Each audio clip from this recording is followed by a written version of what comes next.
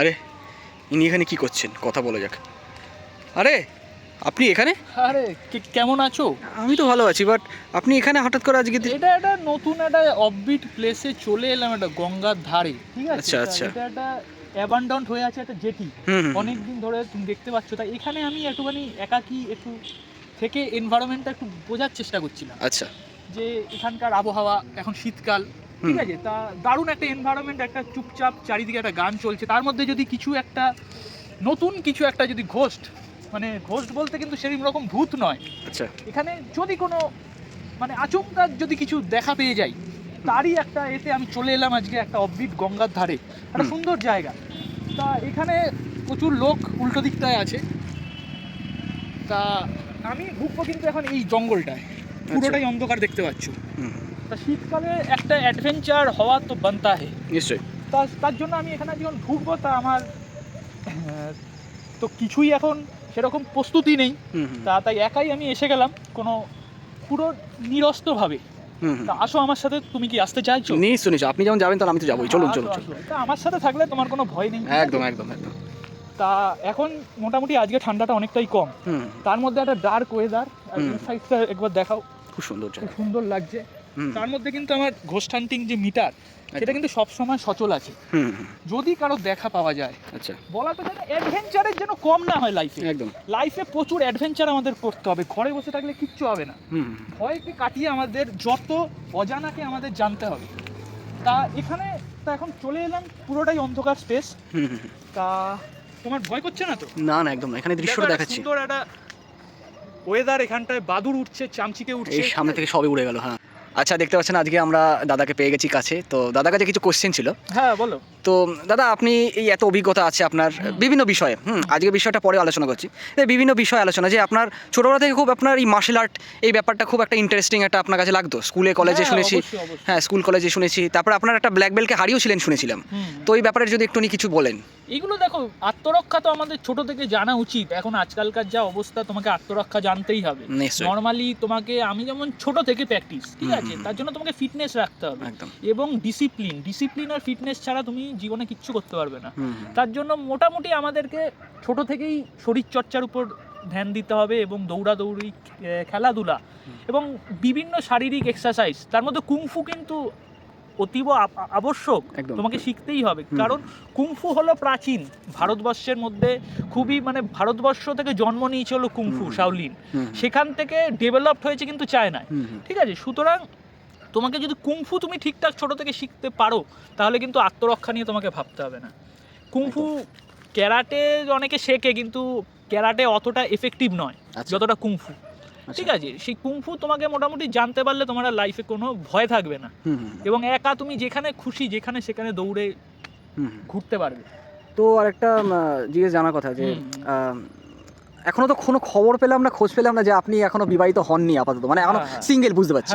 তো আপনার এই সিঙ্গেল থাকার বিষয়, মানে যে পেছনে কি উদ্দেশ্যটা কি? উদ্দেশ্য বলতে লাইফে সবসময় একাই থাকতে হবে, কারণ তুমি ছোট থেকে একাই এসছো পৃথিবীতে, একাই যাবে। সুতরাং তোমাকে কিন্তু এক্সপ্লোর করতে হবে লাইফকে। আচ্ছা, মানে এমন ভাবে তোমাকে বাঁচতে হবে যাতে তোমার যখন 70-75 বছর বয়স হয়ে যাবে, তোমার যাতে কোনো একটা আক্ষেপ না থাকে যে ইস, এটা আমি করলাম না, আমার পুরো জীবনটাই শেষ হয়ে গেল। সেটা তোমাকে করার বা ভাবার সেই সময়টা তখন আর কিছুই থাকবে না। সুতরাং জীবনে তোমাকে যা ইচ্ছা তাই তোমাকে করতে হবে, যেটা তোমার মন চায়, ঠিক আছে? সুতরাং একাই থাকতে হবে লাইফে। তাহলে আপনার যে একা থাকার কথা বলছো, তো তুমি কোনোদিন রিলেশনে যাওনি? না না না, একদমই না। ছোট থেকে আমার এইসব, মানে ঘোস্ট হান্টিং, মার্শাল আর্ট, কুংফু, তাই এইসব নিয়েই আমি থাকতাম, ঠিক আছে? মানে এখনো বলতে গেলে নারীর সঙ্গে হয়নি? না না, এইসবে আমার ছোট থেকে কোনো ইন্টারেস্ট ছিল না। আচ্ছা, একাই থাকতে হবে, আচ্ছা, এবং একাই চলতে হবে এইভাবেই। তাহলে তুমি যে দেখি যে এখন আসল কথা আসা যাক, যে বিভিন্ন জায়গায় ভিডিও করে বেড়াও, বিভিন্ন দূর দূরান্ত জায়গায়, অচপাড়া গ্রাম, লোকালিটি নেই দেখা যাচ্ছে, রাত 3টে 2টো 2:30 তুমি চলে যাও জঙ্গলে, তোমার ভয় লাগে না? না, ভয় লাগবে কেন? ভয়ের কিছু না, মানুষকে ভয়, আর কিছুকেই ভয় নেই। তার জন্য তোমাকে আত্মরক্ষা শিখতে হবে। আর ভূতে তো কোনো ভয়ই নেই, ঠিক আছে? সুতরাং মানুষ আর ভূত যদি কেউই না, কারোর উপরেই যদি ভয় না থাকে, তাহলে তো আর কোনো ব্যাপারই না। আচ্ছা, তুমি ভূত নিয়ে তো অনেক বছর ধরে দেখি আছো এবং গবেষণা করছো সে বিষয়ে, তাহলে এই ভূত কি কোনোদিন অনুভব করেছো বা দেখেছো বা দেখা হয়েছে কি কোনোদিনও? নিশ্চয়ই, তো কোনো ব্যাপারই না। এগুলো যাদের ইন্টারেস্ট মোটামুটি এগুলো কি বলো তো, এগুলো সবাই বুঝবে না, এগুলো একটা ফ্যান্টাসি টাইপের। আচ্ছা, তোমাকে তোমার মতো করে চলতে হবে, তোমার মতো করে বিভিন্ন জায়গায় এক্সপ্লোর করতে হবে, তখন যদি তোমার ভাগ্য ভালো থাকে তখন তুমি নিশ্চয়ই দেখা পেয়ে যাবে। তার জন্য তোমাকে সাহসটা রাখতে হবে। তোমার এই সাহসের পেছনে রাজ কি, মানে কোথা থেকে সাহসটা পাও, কোথা থেকে আসে? আমার সাহস ছোট থেকে। হ্যাঁ, আমি শুনেছি সাহস, খেলাধুলা, মারামারি কোনোটাই বাদ নেই। হ্যাঁ, এসব শুনেই পেয়েছি। হ্যাঁ, একদম একদম একদম প্র্যাকটিসের উপর থাকতে হয়েছে। একদম। কুংফু তো আমার মানে অনেককে শিখিয়েছি। আচ্ছা। যেমন বিভিন্ন তোমার স্টেজ আছে, যেমন বিভিন্ন ভাগ আছে কুংফু, সেগুলো তোমাকে আয়ত্ত করতে হবে। যেমন স্নেক ফিশ স্টাইল, আচ্ছা, ইগল ক্ল, ম্যানথিস, আকিডো, তাইকোন্ডো, এছাড়াও জেট কুন্ডো, এগুলো তোমাকে জানতে হবে। কুংফু না জানলে তুমি লাইফকে জানতে পারবে না। এবং আমি ছোট থেকে ফুটবলও প্রচুর প্র্যাকটিস করেছি, ফুটবল প্র্যাকটিস করেছি, সেই জন্য আমার সেই এনার্জিটাও আছে। ছোট থেকে দৌড় ঝাঁপের উপর ফিটনেস ট্রেনিং, এইসবের জন্য আমি সাহসটা ওর থেকেই পেয়ে গেছি। একদম। তাহলে তুমি যে এত ঘোস্ট হান্টিং করেছো, তাই সবচেয়ে এরকম একটা কোনো এক্সপিরিয়েন্স বলো যেটা মানে তোমার পক্ষে একটা খুব দুঃসাহসিক কাজ ছিল, মানে তোমার কাছেও মনে হচ্ছিল যে এটা আমার কি হচ্ছে বা কি দেখছি, কি অনুভব হচ্ছে, এরকম কোনো একটা এক্সপিরিয়েন্স যদি আমাদের সাথে শেয়ার করো। সেটা হয়েছিল দার্জিলিংয়ের একটা পার্বত্য, ওই ডাউহিলের কাজটা, আমি ডাউহিল নিয়ে ভিডিও দিয়েছিলাম। আচ্ছা আচ্ছা। ওখানে আমি একাই গিয়েছিলাম এবং সেই ওখানে তো আর থাকতে দেয় না, রাত্রিবেলা আমি সিকিউরিটির চোখ ফাঁকি দিয়ে আমি ডাউহিলের জঙ্গলে ঢুকে গেছিলাম। তা সেখানে সারা রাত আমি ওই চার্চের মধ্যে কাটিয়েছি। আচ্ছা। তা সেখানে আমি অনেক কিছু অস্বাভাবিক কিছু দেখতেও পেয়েছি। তার জন্য অনেক সাহস লাগে, ঠিক আছে? একটা পার্বত্য অঞ্চল আর ওরকম এক্সট্রিম ঠান্ডা, তার মধ্যে পুরো ঝাউবন, চারিদিক মনে বিভিন্ন অ্যাক্টিভিটি হচ্ছে, এদিকে কোনো লোক নেই, তাহলে অ্যাক্টিভিটি গুলো করছে কে? নিশ্চয়ই কিছু আছে। প্যারানর্মাল ইনভেস্টিগেটররা যারা গেছে তারা তো অনেকেই তাদের আভাস পেয়েছে। সুতরাং তোমাকে মোটামুটি সেখানে আমার ভালোই অভিজ্ঞতা হয়েছে। নেগেটিভ এনার্জি তো থাকবেই, তার মধ্যে পজিটিভ এনার্জিও আছে, সেসব নিয়ে তোমাকে চলতে হবে, ভয় পেলে চলবে না লাইফে। তা তুমি লাইফ সম্বন্ধে কি ভাবো সেটা আমাকে একটু বলো। লাইফ সম্বন্ধে এই একই ব্যাপার যে একা এসছি, একাই থাকবো, একাই যাবো। হ্যাঁ, তাই জন্য পিছু টান রেখে কোনো লাভ নেই। আমারও তোমার মতনই মত অনেকটা, বলতে গেলে অনেকটা ম্যাচ হয় আমাদের মধ্যে একটা, যেটা যে পিছু টান, যেটা আমাদের মধ্যে দুর্বলতা কাজ করে, সংসার। তো এই সংসারে পিছু টান থেকে বেরোনোর জন্য আমাদের আধ্যাত্মিকতা অবলম্বন করা হয়। তো সেই আধ্যাত্মিকতা অবলম্বন করেও আমি আর সংসারে বিরাজ করতে চাই না, তাই প্রকৃতির মাঝে নিজেকে খুঁজে পাই। অবশ্যই ওর জন্য তোমাকে সমস্ত জায়গা ঘুরতে হবে, এক্সপ্লোর করতে হবে। না করতে পারলে লাইফে তুমি দেখো, পৃথিবীতে তুমি ওয়ান টাইম এসছো, পৃথিবীর মেন জায়গাগুলো তুমি যদি না যাও, তোমার পুরো বৃথা হয়ে যাবে লাইফ। একদম, নিশ্চয়ই।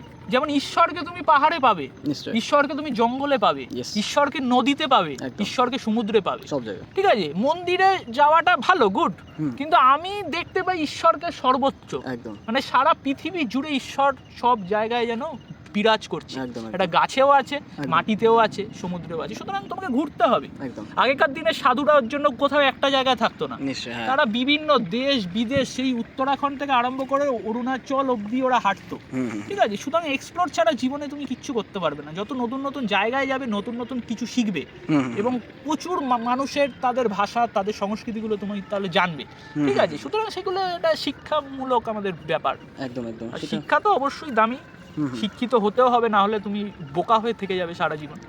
এখন আমরা আসো একটু দর্শক বন্ধুদের দেখাতে চাই যে পেছনটা কোন ঘন জঙ্গল, চারিদিকে আবার এদিকে আসবে নাকি একবার? ওদিকে কিরকম একটা গাছের আওয়াজ হচ্ছে না, পাতার, সেটা হবেই। দেখো চারিদিকেই এখন পিছনে কিছু আমার মোটামুটি যেসব জায়গা মানে ডার্ক, হ্যাঁ একদম, নিজেকে তোমাকে ভাবতে হবে তুমি অন্ধকার জগতের একজন সঙ্গী, একদম। কারণ মানুষের মৃত্যু হবে, সে তখন চোখ বন্ধ হয়ে যাবে, তখন সে অন্ধকারেই ঢুকে যায়, একদম। কিন্তু অন্ধকারের মধ্যেও তোমাকে আলোর খোঁজ করতে হবে।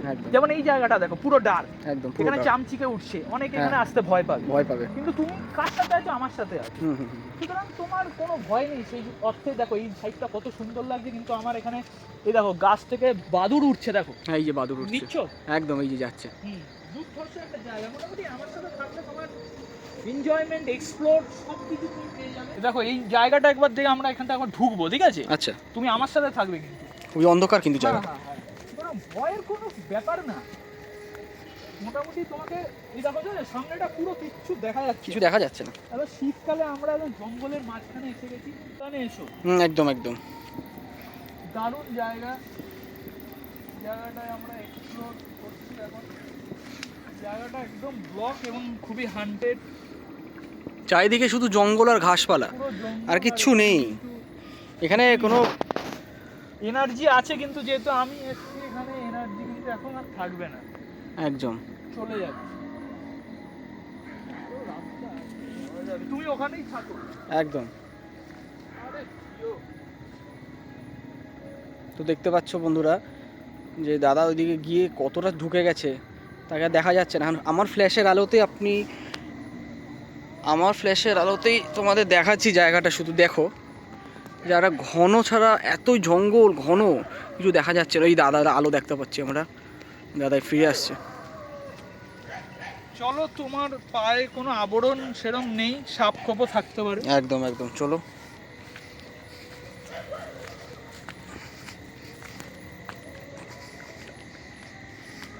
তাহলে রাতের জার্নিটা তোমার কেমন লেগেছে? আমার তো খুব দুর্দান্ত লেগেছে একদম। তোমার সাথে থাকলে বেশি আমার একটা অ্যাডভেঞ্চারাস একটা মুড চলে আসে।